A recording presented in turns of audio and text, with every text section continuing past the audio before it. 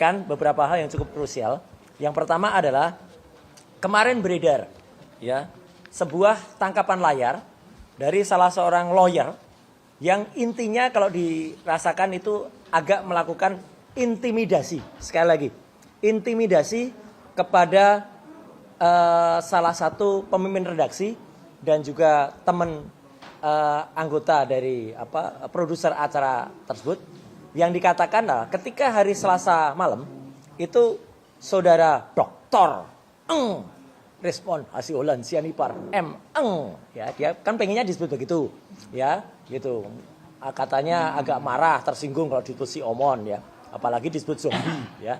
Nah itu adalah ketika menampilkan tayangan di acara live ya, tayangannya semacam ini. Kemudian disitulah sahabat kita yang lain ya, ini sahabat beneran nih, seorang peneliti muda yang lagi bersinar namanya Topi Merah ya, itu menemukan kalimat unik di situ, yaitu bukan di embosnya itu bukan Universitas Gadjah Mada, tapi Universitas Gadjah Adam. Gadjah Adam. Kita saya tidak fokus lagi ke kesalahan dari tulisan itu, tapi karena kami berdua, saya dan Topi Merah itu dianggap mencuri data ya, dan TV tersebut salah satu mikrofonnya ada di sini nih TV-nya ya. Itu dianggap telah memberikan data ilegal kepada pihak lain yang tidak berkompeten. Bahkan nadanya seolah-olah dia sedang lapor kepada seseorang disebut Dir. Jadi kayak mengadu dia, Pak Dir, mengapa data krusial yang hanya saya berikan ke stasiun itu bisa sampai ke tangan Roy Suryo dan Topi Merah. Gitu. Dan nadanya biasanya itu diteruskan dengan bisa dilaporkan, ini pelanggaran bla bla bla bla. Ya, dan itu ditulis dalam status WA. Ya, lucu banget ya. Kalau mau tuntut saja, berani gitu loh. Ngapain kayak ibu-ibu arisan gitu nulis di status WA. Ya, jadi saya katakan lawyer ini agak enggak jantan gitu ya, nulis di. Dan teman-teman sekalian, file ini itu memang sudah diserahkan kepada TV yang bersangkutan. Dan apakah kita harus mendapat dari TV yang bersangkutan untuk mendapat file ini? Jawabannya tidak. Karena di menit ke-48 di YouTube tayangan tersebut, atau pada jam 8 lebih 3 menit ya, jam 8 lebih 8 menit. Ini jelas tertayang yang namanya Universitas Gadjah Adam itu. Ada di sini tuh, jelas banget tuh. Bahkan secara full ada juga di YouTube tersebut. Mengapa lawyer itu menyalahkan TV yang bersangkutan? Ini sudah public domain yang namanya sudah diserahkan ke stasiun TV dan oleh TV itu ditayangkan. Maka kita bisa men-screenshot kapan saja. Dan faktanya terbongkarlah kepalsuan ini. Artinya apa? Saudara Eng ini ya gitu. Gak usah sebut namanya lagi lah gitu, kesenangan dia. Ya, Eng ini itu sudah melakukan editing. Saya sekali lagi sampaikan, editing. Kenapa? Harusnya kalau ini file yang asli yang dia sebut dari Dian Sandi, yang sama sekali tidak nampak watermarknya, mau dilakukan translasi, rotasi, atau apapun, ya, nggak akan nampak karena memang awalnya nggak nampak. Tidak ada program yang tadinya tidak ada menjadi ada. Ini persis sama, saya dulu sering juga dimintain tolong, misalnya oleh kepolisian. Mas, ada perampokan di salah satu minimarket, ada plat nomor motor. Terus saya lihat, kalau memang itu sama sekali nggak nampak, nggak bisa kayak film fiction ya, film fiksi, yang kemudian tiba-tiba di zoom, kemudian tiba-tiba jadi jelas dan nampak. Itu adanya di fiksi, adanya cuma di cerita-cerita detektif, bukan ilmiah. Kalau secara ilmiah ada batas toleransi, yang namanya file itu tidak ada sama sekali, kemudian muncul.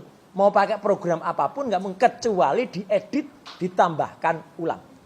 Jadi diedit, ditambahkan itulah yang dulu ternyata terjadi pada saat gelar perkara khusus.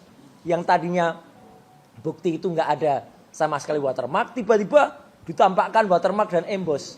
Padahal tadinya tidak ada. Jadi benar-benar apa yang dilakukan oleh si Eng ini sudah end game lah dia. Dia justru merekayasa barang bukti. Makanya keberatan lawyernya ketika kami bisa mendapatkan file itu.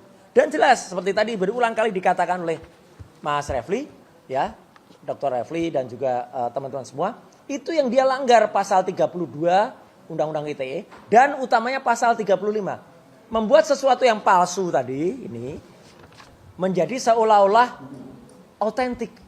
Lihat baca pasal 35 itu. Setiap orang dilarang dengan sengaja atau melawan hukum melakukan manipulasi penciptaan perubahan dokumen elektronik dengan tujuan agar informasi elektronik bla bla bla bla dianggap seolah-olah data yang otentik. Ang sudah melakukan manipulasi. Bahkan itulah yang diancam dengan hukuman maksimal 12 tahun penjara. Ya. Jadi artinya clear banget ya. Jadi saya sekali lagi ingin menyampaikan dengan tegas bahwa apa yang dilakukan topi merah dan saya itu justru membongkar satu kebohongan dari dokter Eng ini, ya, dokter palsu maksudnya, ya, yang itu terungkap bahwa dia melakukan manipulasi editing. Gambar yang tadinya tidak ada, kemudian ditambahkan baru muncul. Kalau memang muncul dari awal, ya ada. Kalau memang itu ada, memang ada. Tapi kalau itu tidak ada, ya tidak ada. Jadi saya kira itu yang paling penting temuan baru. Saya tadi juga barusan saja, ini sedikit aja tambahan ya Mas. Barusan melakukan sedikit podcast di salah satu podcast ya. Nanti tunggu aja podcast yang mana ya. Saya ditanya soal, karena ini ada hubungannya juga. Bagaimana jawaban, menurut Mas Roy, bagaimana jawaban seseorang yang menjawab Pak Yusuf Kalla dengan mengatakan, saya orang kampung kok gitu. Nah, kenapa saya harus jawab ini?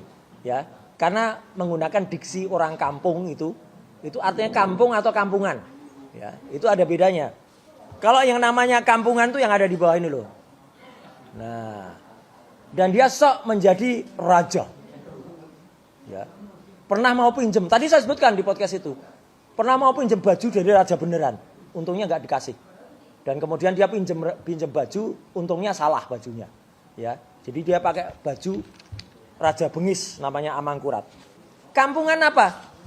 Karena dulu pernah di Istana Bogor membawa kodok. Nih kodok-kodoknya. Ini foto asli loh ya. Dan pemotretnya, kebetulan saya kenal betul. Pemotretnya adalah juara 2 fotografer nasional. Tahun 90, nih pemotretnya. Kebetulan juara 1-nya saya. Juara 2-nya jadi fotografer istana. Namanya Pak Agus Surono. Ya, jadi saya bisa benar-benar yakin karena saya juga sudah tanya, itu foto benar, Mas? Benar. Jadi dia motret waktu itu di Istana Bogor. Dan apa yang dilakukan waktu itu? Ya inilah pencitraan luar biasa hebat ya. Ya kalau orang mengatakan, wah dulu itu kampung, bukan, itu kampungan. Jadi sekali lagi saya jawab, dari sisi terminologi Jawa, ya, dia itu selalu melakukan apa yang namanya lamis. Lamis itu artinya menyatakan A tapi artinya B. Sudah tapi belum. Ya tapi tidak. Ya, akan saya tunjukkan nanti di persidangan. Persidangan mana? Ya, sudah kesekian kali ada sidang itu nggak pernah ada. Jadi ini diikuti oleh si dokter Eng. Ya. Jadi sekaligus sekarang mereka alhamdulillahnya berkumpul di satu kolam. Ya. Ijazah palsu ketemu ijazah palsu. Dan kita sekaligus saya tadi tanya, kalau gitu namanya itu raja. Enggak, kalau raja Jawa itu enggak akan menyengsarakan rakyatnya. Raja yang menyengsarakan rakyatnya itu bukan raja Mas Refli.